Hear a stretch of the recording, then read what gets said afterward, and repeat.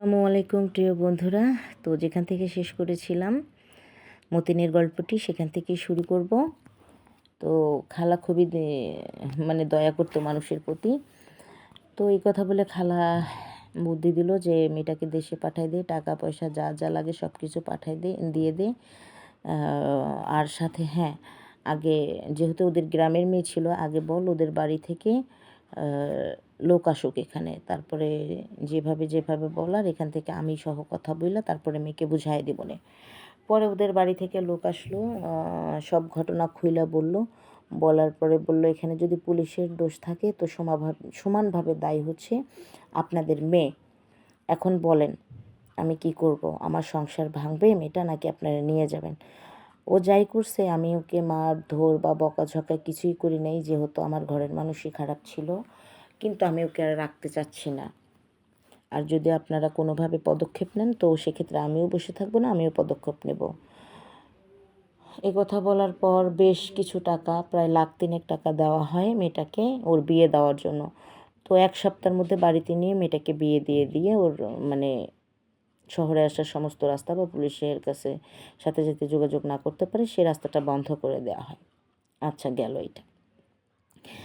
যাওয়ার পরে এখন ছোট বাচ্চা দেখার জন্য তো মেয়ে একটা লাগবেই, যেহেতু কাজের খালাটা সবসময় কাজ করতে পারবে না, তারও ছোট ছোট বাচ্চা আছে, দেখাশোনা করতে হবে।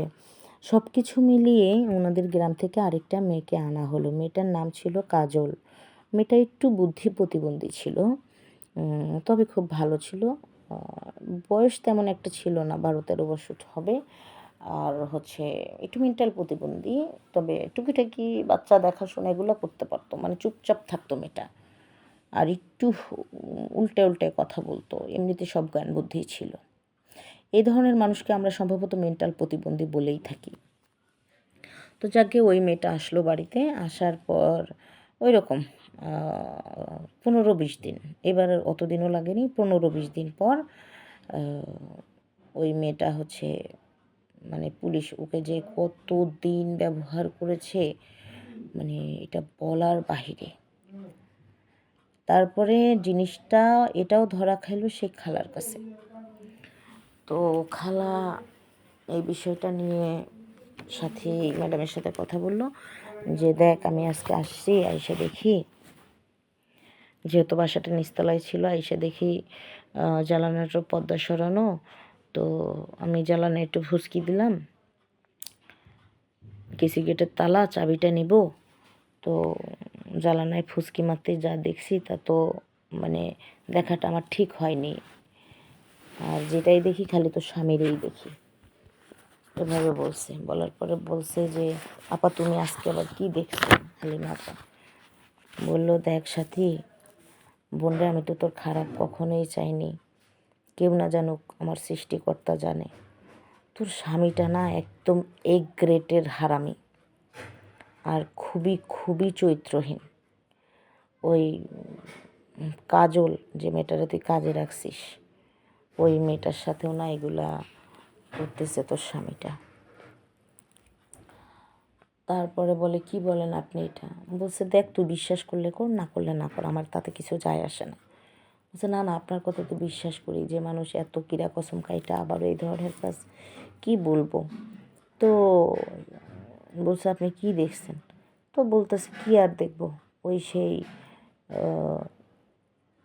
তোর খাটের উপরে সেই মজা করতেছে, দুইটা বিবস্ত্র অবস্থায়, একবারে মনে করে এমনভাবে মজা দিতেছে কি বলবো। যাক, ওরা আরও অনেক কথাবার্তাই বলা বলি করেছে, সেগুলো আসলে এখানে বলতে পারবো না, আমি তোমাদের সঙ্গে শেয়ার করতে পারবো না, তোমরা একটু বুঝে নাও।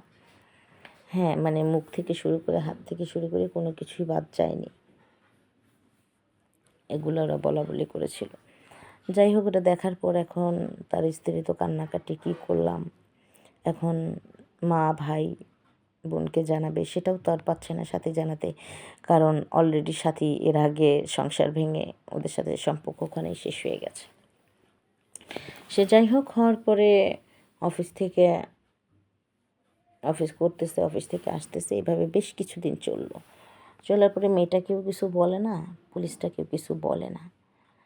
তো এমন সময় হইতে হইতে 3 মাস হয়ে গেছে, ওই মেয়েটা হচ্ছে বমি বমি ভাব, বমি করবে। আচ্ছা কেন, কী রে তোর কী হয়েছে, গ্যাস হয়েছে? তো গ্যাসের ট্যাবলেট খাওয়াইছে মেয়েটাকে একটা। তো সেই দিন জিজ্ঞাসা করতেছে, কাজল তুই বলতে পারবি তোর কী হয়েছে? এই যে আমাদের পুলিশ মতিন সাহেব তোর সাথে কি কিছু করছে, তোকে কি কিছু করে বলবি? ও শুধু বলল এরকম করে কথা বলতো মেয়েটা, ঠিক আছে? বলার পর এখন মেয়েটা কিছুই বলতে পারে না। তখন মেয়েটা যখন এরকম মানে বমি করতেছিল, তখন ওরা পাশেই নার্সিং রুম ছিল, ওখান থেকে একটা নার্সকে ডাক দেয়। ডাক দিয়ে হচ্ছে বলে যে ওকে একটু মানে চেক আপ করতে, বমিটা কেন করতেছে, যেহেতু আমরা 2-3 দিন ওরে গ্যাসের ট্যাবলেট দিলাম, কোনোভাবে মানে কিছু খায় না, বমি করে, এসব তো একটা অন্তঃসত্ত্বা মহিলার লক্ষণ, তাই না? তো এই মেয়েটার সাথে কেন এগুলো হবে? যাই হোক, পরে ওরা টেস্ট করে দেখে কি মেয়েটা প্রেগনেন্ট। এদের তো হাই হুতাশ উঠে গেছে, আনম্যারিড মেয়ে, বয়স এত কম, মাত্র 12-13 বছরের একটা মেয়ে, সে যদি প্রেগনেন্ট হয়, কি একটা পরিস্থিতি, মারাত্মক খারাপ একটা পরিস্থিতি হওয়ার পর এখন ফাইনালি পুলিশকে হাতে না হাতে ধরার পালা।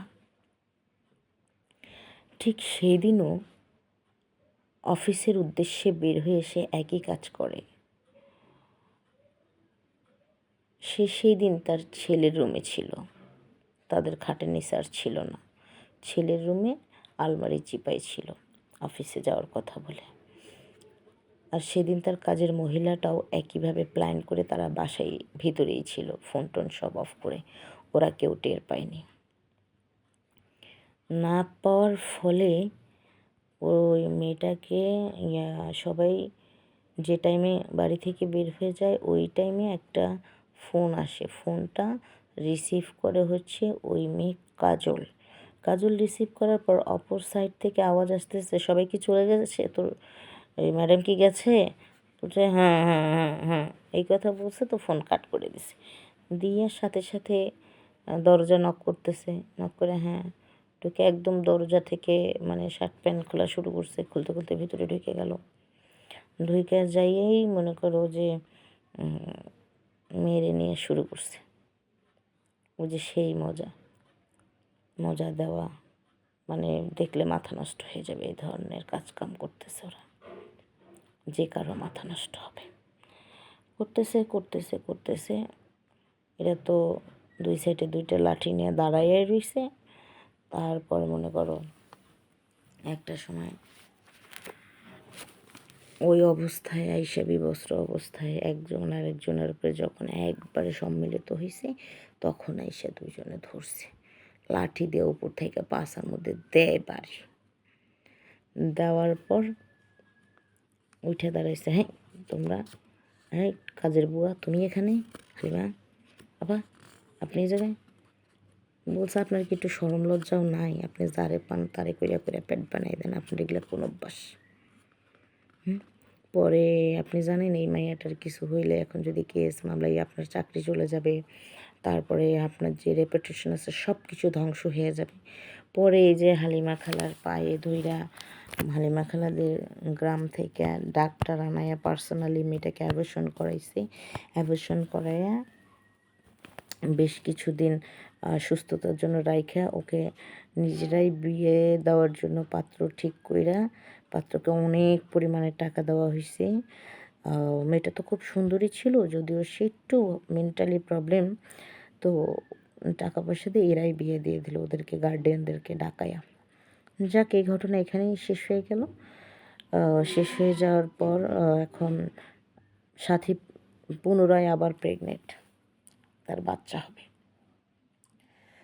তো বাচ্চা হবে, মতিন তাকে ঠিকমতো সময় দেয় না, তার দেখভাল করে না, বেতন যা পায় সবটুকু কাঁচায় কুচায় নিয়ে নেয়, নিয়ে ওর উপরে মানে অর্থনৈতিক, শারীরিক, মানসিক টর্চারিং শুরু করে দিল এই বাচ্চা পেটে থাকা অবস্থায়। দেওয়ার পর এভাবে বেশ কিছুদিন যাইতে যাইতে যাইতে যাইতে ফাইনালি ডেলিভারির সময় হয়ে গেল। ডেলিভারির সময় হয়ে গেল, সে অনেক অসুস্থ, সে একে তো ভরা সময়, ডেলিভারি টাইম হয়ে গেছে, অফিস থেকে আসার সময় সে রিক্সার সাথে অ্যাক্সিডেন্ট করে মানে পড়ে গেছে।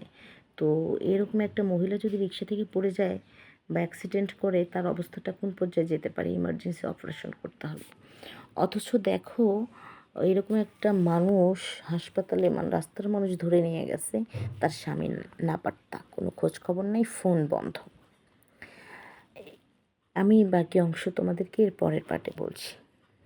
এই পর্যন্তই। আল্লাহ হাফিজ। আসসালামু আলাইকুম।